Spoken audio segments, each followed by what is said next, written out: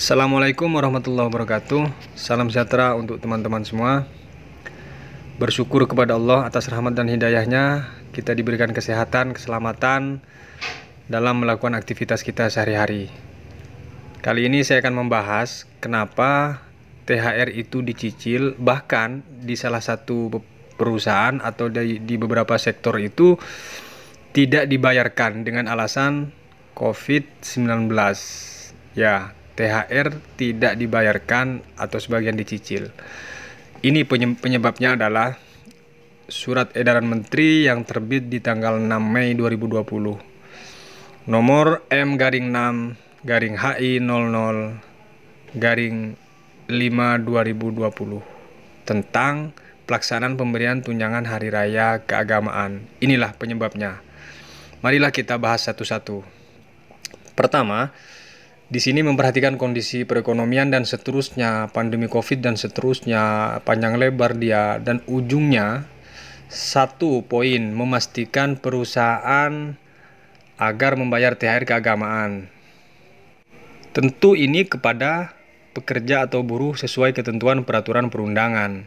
2. Dalam hal perusahaan tidak mampu membayar THR keagamaan pada waktu yang ditentukan sesuai dengan ketentuan peraturan perundangan, solusi atas persoalan tersebut hendaknya diperoleh melalui proses dialog antara pengusaha dan pekerja. Proses dialog tersebut dilakukan secara kekeluargaan, dilandasi dengan laporan keuangan, bla bla bla dan seterusnya. Antara lain, A. Bila perusahaan tidak mampu membayar THR secara penuh pada waktu yang ditentukan sesuai ketentuan peraturan perundangan, maka pembayaran THR dapat dilakukan secara bertahap. Ini penyebabnya. Salah satu penyebab yang menjadi disalahgunakan oleh perusahaan. Ya, sekarang lanjut ke poin berikutnya.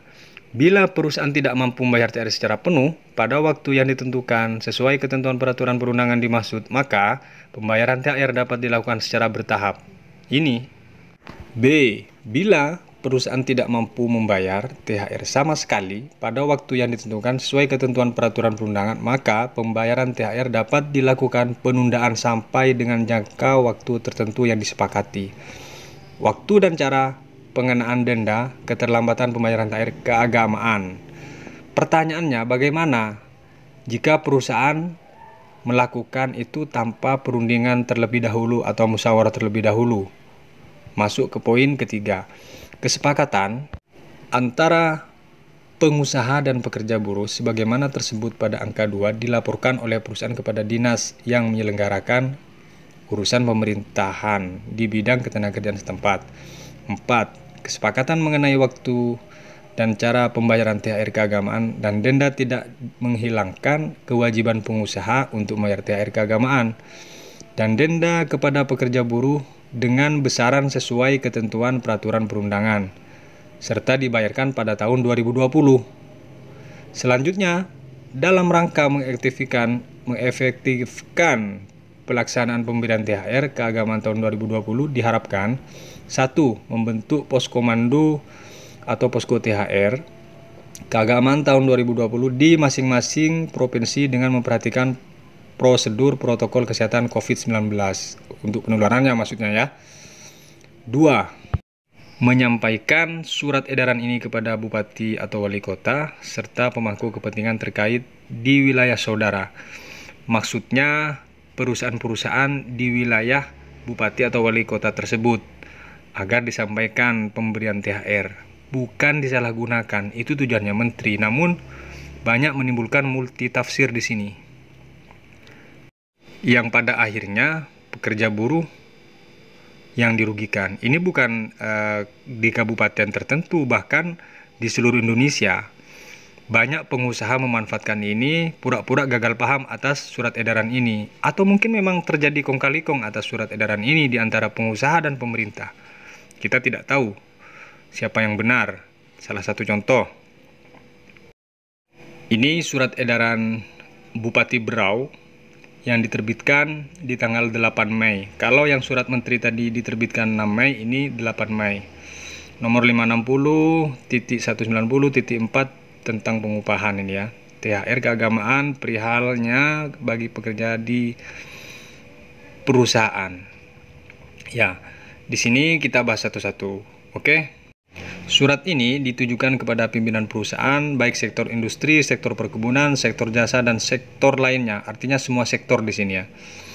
Bahwa berdasarkan ABC dan seterusnya ini, kita kupas untuk melaksanakan hal-hal sebagai berikut.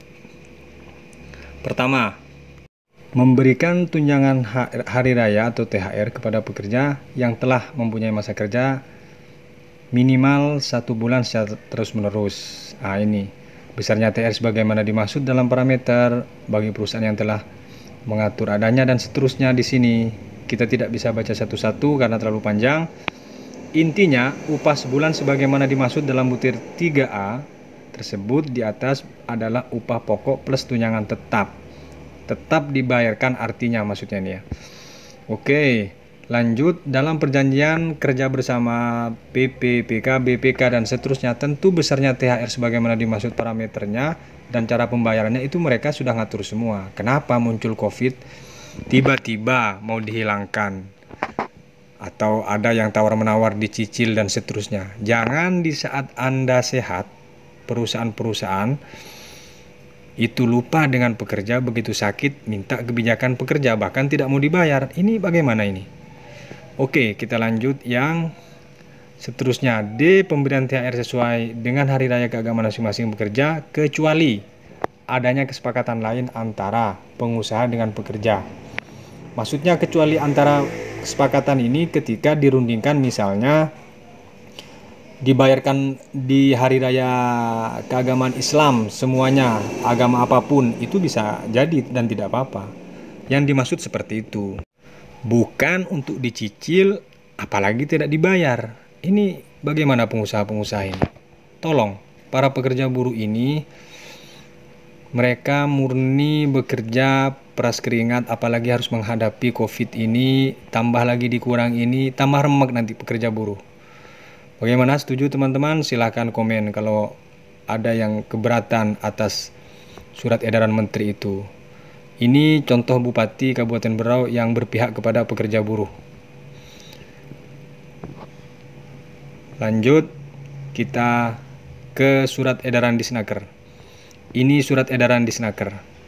Secara garis besar, ini copy paste daripada bahasa undang-undang yang ditujukan surat edaran menteri dan surat edaran bupati dan semua peraturan-peraturan sebelumnya tidak menggugurkan itu. Surat dari Disnaker Tran Kabupaten Berau kepada yang terhormat pimpinan perusahaan sektor pertambangan batubara, karena di Kabupaten Berau itu baru satu sektor pertambangan batubara. Untuk sektor perkebunan memang belum ada, namun bukan berarti menggugurkan THR teman-teman yang di luar sektor pertambangan. Itu yang poin yang harus diketahui oleh pengusaha.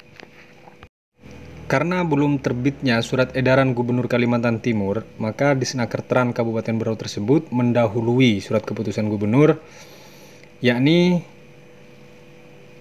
pengusaha khususnya di sektor pertambangan dan sektor-sektor lain agar membayar THR tersebut kepada pekerja buruh berdasarkan keputusan gubernur nomor 561/K 609/2019 tanggal 18 November 2019 sebesar 3.386.593,23. Ini UMK, upah minimum Kabupaten Berau. Jika nanti terjadi penetapan UMSK Kabupaten Berau, maka selisihnya akan dibayarkan.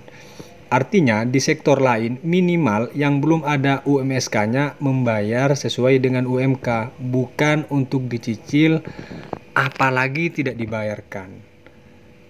Khususnya di Kabupaten Berau dan wilayah Kalimantan Timur sebenarnya tidak ada alasan pengusaha untuk tidak membayar THR atau menyicil THR tersebut. Tidak ada alasan. Jangan karena alasan COVID ini mereka beralih seolah-olah bangkrut, tidak punya dana, tidak punya uang sama sekali. Padahal keuntungan Anda sebelum adanya pandemi COVID-19 ini sudah melimpah ruah. Bukan hanya sekedar ratusan juta, bahkan miliaran bahkan juga akan triliunan dikeruk. Setelah adanya COVID, mereka beralasan tidak membayar THR bahkan dicicil. Artinya secara tidak langsung, surat edaran menteri itu sepertinya pesan sponsor dari pengusaha agar menjadi multitafsir dan bias dilaksanakan di bawah. Mungkin itu yang teman-teman perlu ketahui. Ya, kesimpulan dari video ini bahwa jika salah satu perusahaan yang dimaksud itu ada serikat pekerja, serikat buruhnya, silahkan diperjuangkan THR itu jangan sampai dicicil apalagi ditiadakan. Bagi kawan-kawan yang belum bergabung ke serikat pekerja atau serikat buruh, silahkan bergabung karena ke depan tantangan para pekerja buruh ini sangat luar biasa. Belum lagi Omnibus Law, belum sudah direvisinya atau sudah ditetapkannya peraturan Minerba yang jelas memangkas kebijakan kesejahteraan para pekerja buruh. Jika kalian bercerai-berai, kami tidak bisa memastikan nasib pekerja buruh itu apakah lebih baik atau sebaliknya lebih hancur, karena belum Omnibus Law ini diterapkan sudah hancur carut-marut negeri ini untuk menerapkan. Dari hal kecil buktinya THR aja ada yang dicicil, bahkan ada yang tidak mau dibayarkan. Jadi kesimpulannya, jangan sampai hal ini terjadi. Mumpung sebelum hari keagamaan tersebut tiba, silahkan kawan-kawan berjuang. Jika kawan-kawan butuh data yang kami presentasikan ini, silahkan komen, like di bawah, kami akan kirim. Apakah lewat WA atau email, silahkan ditulis di sini ya. Kami akan mengirimkan file tersebut demi kemaslahatan para pekerja buruh. Mungkin sekian dulu, terima kasih atas waktunya. Wassalamualaikum warahmatullahi wabarakatuh. Woi, komen dong, like dong. Lihat-lihat baik, gak bosan apa?